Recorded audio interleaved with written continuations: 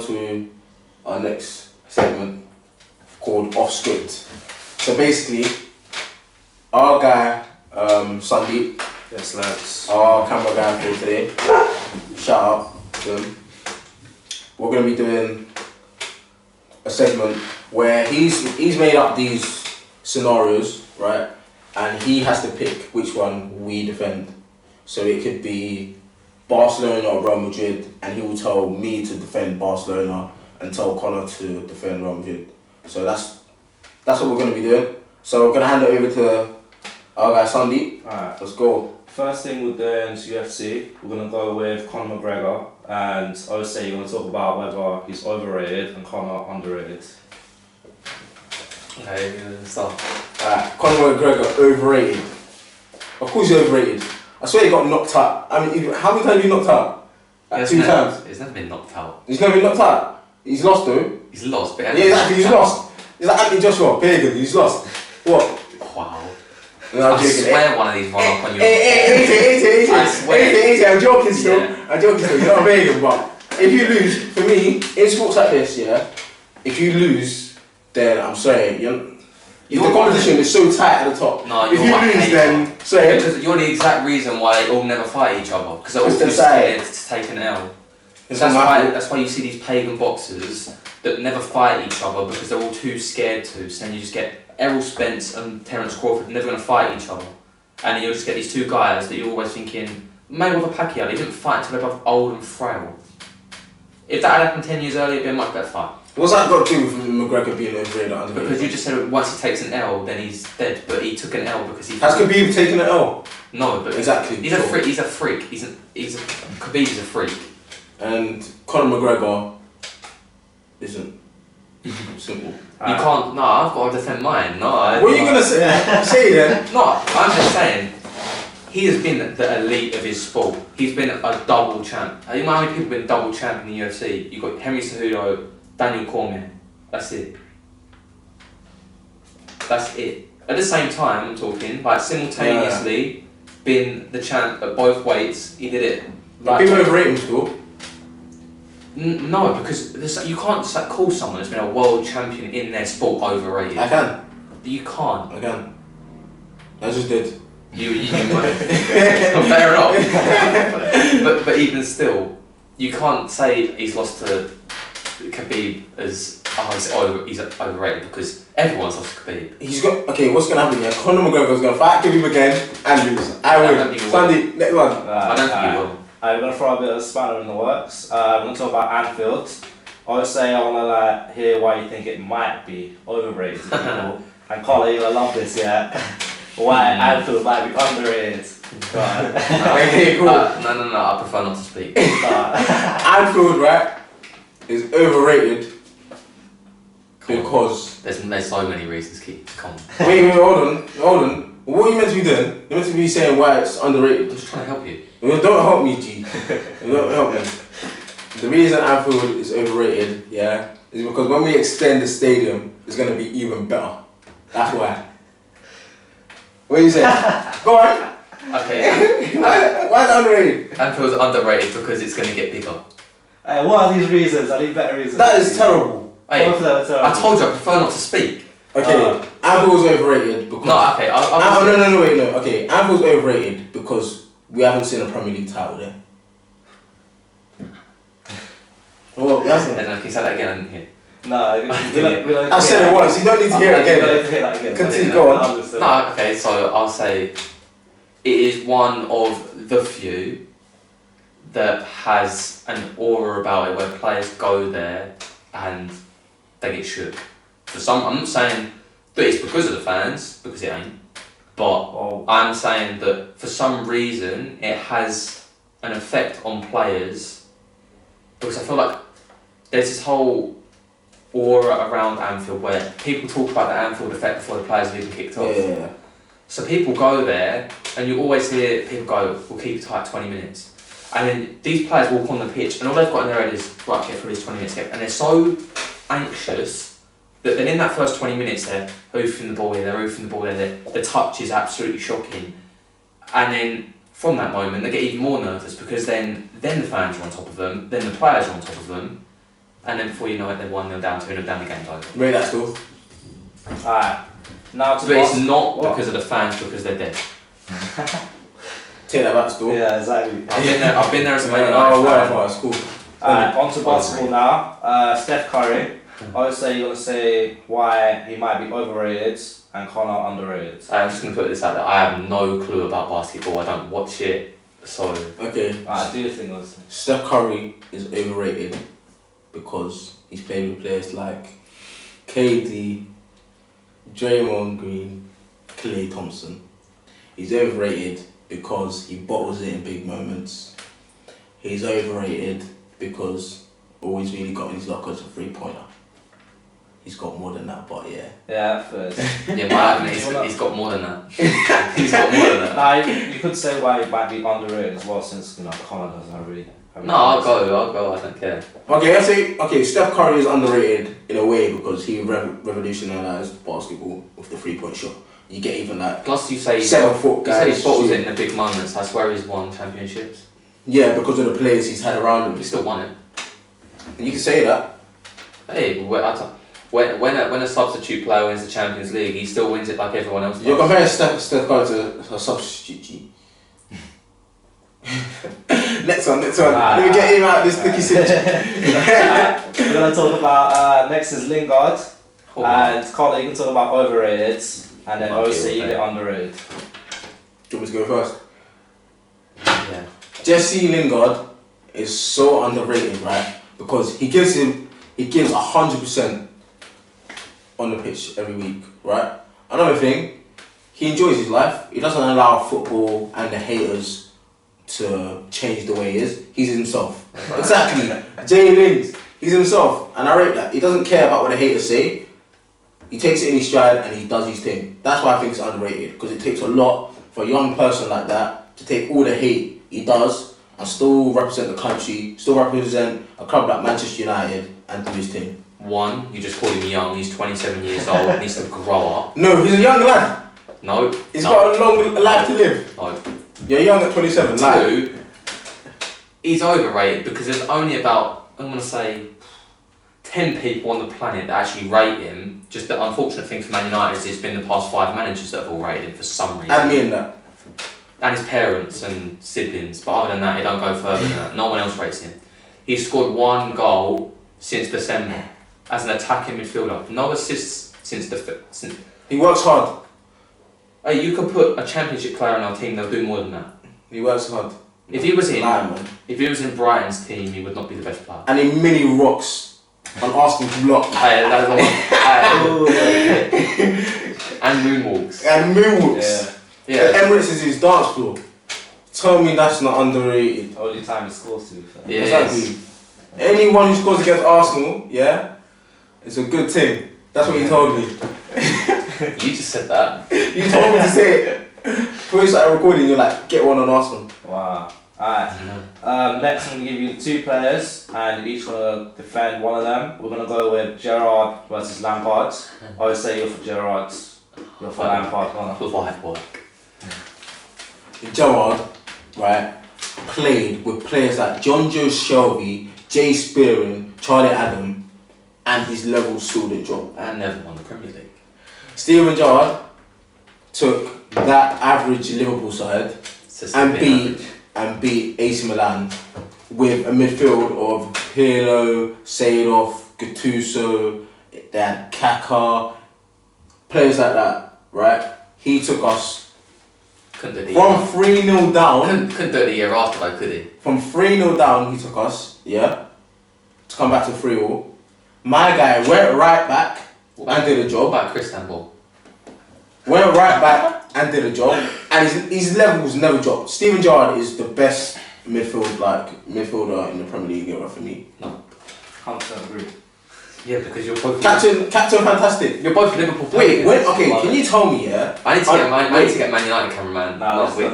Can you tell me, yeah? Can you tell me another player like Steven Gerrard? For example, now Pogba, his ability is unlimited. We're comparing about Frank No, Lampard. whoa. His ability is unlimited, right? But people always saying, "Oh, buy this player to unlock Pogba. Pogba can't play with this player. He can't play in this position. Gerrard put him anywhere, did bits. World class. Every time, not a problem. You can give me a chance to defend Go Lampard. on. I'm just saying, personally, right, if I was looking for a player in a team to play for me, and I'm picking between Gerrard and Lampard gets you 20 goals every single season, that takes you so far to where, if you have a striker that scores 20 a season, that alone is carrying you somewhere towards a title. Oh, you're telling me Lampard, yeah? And plus, in 20 goals for my team, for them Liverpool sides. in my team, I'm having Paul Scholes that's going to run rings around. Wait, hold on. So you're telling me Lampard with Stuart Downing to the left, right, and old Dirk Kuyt to the right. I'm saying he's making Players like Andy Carroll up top, Charlie Adam behind. You're telling me Lampard's still getting 20 goals a season? I'm telling you, Stuart Downing's whipping that ball in on his left, and Frank Lampard's breaking that ball every single time. You know what? Stuart Downing played with Suarez, yeah, and he got like 1 assist 1 year. I don't know. Frank Lampard was the best at running in late. Was the best. Ready? Next one. We're going with Guendouzi versus Winks. Connor, you're for Guendouzi, and Ose, you're for Winks. Let's start slaying. Come on. Give some Arsenal hate. Go on. I'm just backing my boy Harry Winks, right? Harry Winks, certified baller, right? Harry Winks, home, away, at England, you know what you're gonna get from him. He actually believes this too. Like he actually believes he's better than Guendouzi, don't you? He is. Harry Winks, right? He's got a footballing brain. Like you see what he's trying to do, right? The way he links play, he's audacious. He's different gravy for me. He's a typical English midfielder, right? But he's got a bit of flair about him. He's different. You know what he is, yeah? He's what Arsenal fans thought Jack Wilshere was meant to be. That's what Harry Winks is. Harry Winks is already better than what Jack Wilshere ever was. I'm just saying, I didn't say anything that bad. That was meant to be their boy. They used to love that kid. But regardless, I'm just going to take it from the point of, look at Harry Winks at 19, what is he, 23, 24 now? Look at Guendouzi when he was 19. Guendouzi's playing, Harry Winks was playing at reserve level. It doesn't matter. He didn't break into... Everyone has their own journey. Yeah, fair enough, but then the progression, if we were talking about what Guendouzi's going to be at 24, people look at him and they look at him and they think he could be the real deal. In terms of he's tenacious, he's got a bit about him as well. You say Harry Winks got a bit about him. The cross for, was it Aubameyang? Yeah. It was all about Aubameyang's finish, man. Like, no, but that ball could only be put there. Any more pace put on it. when Harry Winks drops the shoulder like this, you're dazed, bro. Yeah, but he drops the shoulder and then passes it back to his centre back. No, he does not. Harry Winks goes forward. That's what I like. He goes forward into the striker. Kane, Abbeats. Baller, man. Alright. Next, we're going to talk about a controversial boxing match. We're going to go with the Logan Paul versus KSI fight. You're defending Conor, you're defending Logan Paul. My wife said. You're the black guy. Okay, cool. KSI is going to win, right? Because the sidemen, yeah? The sidemen, they are. Because it's all about a positive atmosphere, yeah? It's all about the people you have around. You do know that he's going to America to do his training camps and not going to be there. It doesn't matter. They're going to be sending him support. They're going to know that he's got the backing of his boys. I've seen Logan Paul's entourage. Absolute wet wipes. Yeah, they're not serious candidates. Sidemen, they've got serious brains about them, you know. He's been trained by Shannon Briggs, who's won the heavyweight title twice. KSI is going to Mayweather training camp. He's going. Yeah, exactly. He's not going to. Wait. He's not going to Floyd Mayweather, or he's not going to Floyd Mayweather Senior. He's going to Jeff Mayweather. It doesn't matter. Mayweather. No, Jeff Mayweather is an absolute retard. How you calling a guy that, fam? This guy's really... Wait. Yeah, I'm going to get a picture of him and you tell me whether he looks like a retard. Hey, no. Don't want to get done for copyright thing. No, I'm going to show you. You're going to show me? Yeah, you Google. Okay, look here. KSI has been boxing for longer than Logan Paul, right? KSI didn't have a clue what Logan Paul was going to fight like, right? And now he does, because obviously the first fight, yeah. Now KSI knows. KSI has got more boxing brain than Logan Paul. Logan Paul's a clown, right? KSI is going to take this seriously and he's going to wipe the floor with him. They're both going to take it seriously because their reputation are on the line anyway. There's No, Logan Paul's reputation went a long time ago, bruv. He needs to get it back though.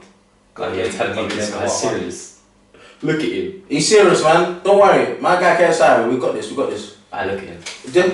Go on, defend, try to defend Logan Paul. Hold on. I want someone to try. Wait. Hey, I want someone to try and defend Logan Paul. Go on, try and defend that guy. I'm going to defend him. Alright, go on. You look at that first fight, Yeah. right? The only reason why KSI come back into that first fight is because Logan Paul gassed out. Only reason. You watch them first few rounds. Okay, yeah. JJ was getting his head bopped off. Logan Paul's jab. No, we talk about boxing fundamentals and actual boxing skill. You said that he's got better. He's been boxing for longer. Logan Paul's fundamentals are better. Okay. But you know what that is? You know what that is? There was a lot of footage of KSI fighting before. No, it don't matter. Yeah. So Logan Paul knew exactly what KSI was doing. He was KSI in the ring, right? As well as receiving punches, he's trying to work out what is coming towards him. He was jabbing his head off just for the fact he had a longer reach. KSI could not get inside. But KSI doesn't know how Logan Paul could have come out there, yeah, and boxed like an absolute lunatic, right? But okay. KSI was trying to work it out. And now he knows how he boxes. How is he still going to not get his head jabbed off when he's got to come inside? You know, that's what training camp for, isn't it? Plus, another thing, this is 6 rounds again, but this is a professional fight, so it's 10-ounce gloves, they were 18-ounce gloves. Yeah, and you know why they wore 18 out? Yeah, no gloves this time as well. Yeah, you know why they did that? Because Logan Paul didn't want it. Okay, you say that, but then he still agreed to it now, so whether he didn't want it now, he's going to have it then. And I'm telling you, if he gets his head jabbed off like he did in that first fight, it's not going to go the 6 rounds because he will get put on the floor. Shout out to Eddie Hearn for setting up this fight, though. Oh, I love Eddie Hearn. Yeah, Eddie Hearn. Give me a job, I beg. Get Ian. No context. It's going to be in the comments. Get Ian, I rate you still. Well done. Love that. No, but trust me, if he starts taking the shots that he did that fight, he is not making them rounds because they're 10-ounce gloves and no head guards. Trust me, and plus, whatever you say, you can look at them face to face. Logan's the bigger guy, much bigger guy. KSI's the better YouTuber. What are you saying? But I want KSI to win because Logan Paul is a. Yeah, we won't go into that. But I'm just saying, I actually think that Logan Paul actually is going to win. I don't want him to, but I think just the fact of his actual fundamentals of him having that jab. Yeah. And when KSI fought both fights, he's really erratic. He doesn't have what you'd call fundamental boxing skills where it's like... It's been a while since that fight, innit? So you never know. We'll see. Yeah, and you don't know what they've been doing, which is, again, a part of it. But trust me, when you're earning that kind of money and you're on that stage where... KSI said, if he loses, that's depression for him. Yeah, that is going into a closed room and that's him just not talking to anyone. And that's going to be the stick either one of these gets, especially... I believe someone will get knocked out because the 10-ounce gloves, no head guard. Bearing in mind the shots they were taking last time, because they both got exhausted to the point where they weren't moving the head and they were just taking shots. Yeah, they look battered up still. Yeah, but they were just taking shots on the head guard because it's protecting them. This time they ain't gonna have that. So someone is getting knocked out or stopped. Yeah, Logan Paul. And but okay, regardless. And if you look at what that's going to do to one of their careers in terms of. Can you imagine the memes of just someone laying face down on the floor? Yeah. Every tweet will just have that. Yeah, it's bad. That's their life, innit? Yeah, that doesn't go away either. So they both take it serious. Alright, so for the final one, we've got a scenario. Would you rather be an unused sub in the World Cup and win it, or would you rather win the Champions League and grab the headlines and be top scorer? So I would say you're for being a sub in the World Cup, and Conor, you got the Champions League one. Alright. What are you saying? For me, there's nothing greater if I was a footballer to do something for your country. Like being a part of that squad as well. Like imagine being able to tell your family that you're part of that squad. And I know you may be an unused sub, but everyone there is part of the atmosphere. Even like if you're just training, you are helping the main players be ready for what they need to do to achieve greatness and win a World Cup for your country. Plus, when everyone goes, let's say England win it, yeah, and you're unused sub, you're going to meet the Queen. You're part of that squad. Everyone's part of it. And I think, yeah, just being like part of that emotion, like imagine England winning the World Cup. imagine being able to say you were part of that squad. Okay, yeah, okay, and then I say, and then 30 years goes by, and I'm talking to my grandkids about, and then you go, oh, I won the World Cup of England, and they go, oh, where are you? And then you show them a picture of you sitting on the bench with water bottles. Yeah, look, It don't have the same effect, does it? Okay, so we look at the World Cup that France have just won. Who was the third goalie? Do you know? I don't have a clue. but people in France will know. That's No, what they matters. don't. Yeah, they will. No, okay. Yeah, they will. They will know. Okay, so my one. Okay, go on. For you talk about footballers, even Ronaldo, Messi, you have the individual awards and you have the team awards. Winning the Champions League, it's not just winning the Champions League either. Because if it's a case of winning the Champions League and winning the World Cup, everyone wins the World Cup. But this is where you're a sub, so you ain't even took part in it, or you're the main guy, the one that's led your team to winning the Champions League. When it comes, you're like, first of all, you have the medal, so same sort of application of that. Yeah. And then on top of that, you've got the fact that you were the one that took them there. So when people talk about Istanbul, they talk about Gerrrard. They don't talk about, I don't know, They do. They talk about. They talk about Gerrrard. Spencer. They talk about Barosh. They talk about Racer. They talk about Dule. They don't talk about Cinema Pongo on the bench, like, do they? Yeah, they talk about Cinema Pongo against Olympiacos. They do. So then we go. So I've now won the Champions League. You're saying about meeting the Queen. If I've won the Champions League and I'm the guy that got them there, I'm winning the Ballon d'Or. You as the sub, is not winning the Ballon d'Or. So I'm now winning 2 trophies. But what's better, yeah? Being engraved in a country's history books or Ballon d'Or. But it's my Champions No League. one's it's wait. my Ballon d'Or. 100 years. For example, we still talk about 1966. Yeah, you talk about Sir Bobby Charlton, Nobby Stiles. You don't talk No, about but people who are into like historic moments and that will talk about the whole squad. No one's going to talk about the Ballon d'Or winner of blood in 100 years from now, are they? Okay, but then for your club team, if it's Man United and I'm winning the Champions League all day long, I'm doing it for Man United as well. Because that's a fact of it. I'm out doing it for the country still. No, but you haven't done it for the country. You've done nothing to get it. I think that's a bigger thing, being part of. What, holding the water bowls? I'm not holding the water ball. Being part of the atmosphere, You're being there and the training. third backup goalkeeper. Being there. You're the third backup goalkeeper. I get to go up there and lift the trophy. How many people? And you're one of the last ones to do it while everyone's walking down already. No, not. They might even have a medal for you. They might be like, sorry. Yeah, you definitely get a medal, man. Loud, man. So you get to meet the Prime Minister. Not that meet the Prime Minister, all that. Yeah. Yeah, and it'll be going up to the main players, shaking their hands, and then they'll go to you and then. Why are you pretending, yeah, like you don't know Jack Butland? Like you still get a bit of respect. Do you know what I mean? And you're in the country's history books. I think that means more. Oh, that's the scenario. Shout out to Sunday. Say for that. Easy, man. Yeah, those scenarios was a bit sticky still. Yeah. I think we're gonna have to have you back again. I mean, yeah, you didn't win any, you just shout the loudest. What do you mean? I win every debate, fam. No, you just talk the loudest to make you feel like you're winning. No, not really. The one loudest in the room is always the one with the insecurities.